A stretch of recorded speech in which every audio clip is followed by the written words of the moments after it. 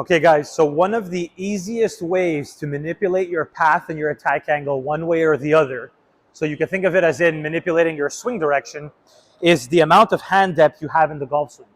Now people probably hear this term a lot and don't necessarily understand what it is. Think of if I'm just standing here and I'm squared up to the golf ball, the deeper my hands get in the backswing or the more inside they get, the more my swing direction will move, in my case, to the right as a righty, which implies my path will get more inside out, but my attack angle will also get shallower, so my low point moves back.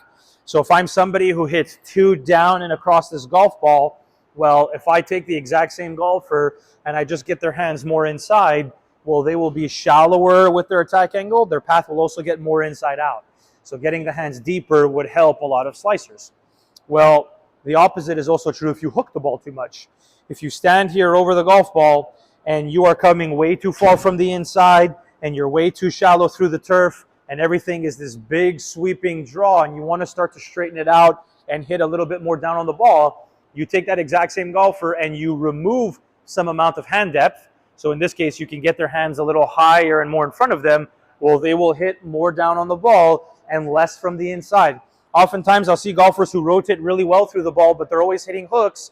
Well, it's because their hands are stuck behind them and the club is too shallow. In those cases, you need the hands more in front of them to get the club more in front of them. So just taking their backswing and removing some hand depth could be a very easy solution for them. Opposite, again, is also true. Golfers who slice the ball a lot, you'll see them have very poor hip turn in the backswing. You'll see them have very little hand depth in the backswing.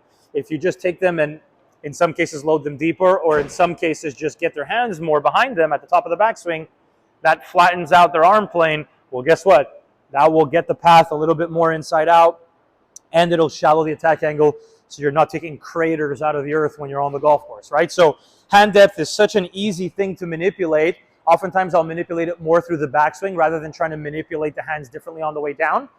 Sometimes you might need to, but in most cases you don't. So if you just take the hands and manipulate where they are at the top of the backswing and then have the same organic feels on the way down, you can either shallow a player out or get them unstuck and steepen them out a little bit very easily. So play around with your hand depth. It's such an easy way to manipulate the ball flight, okay?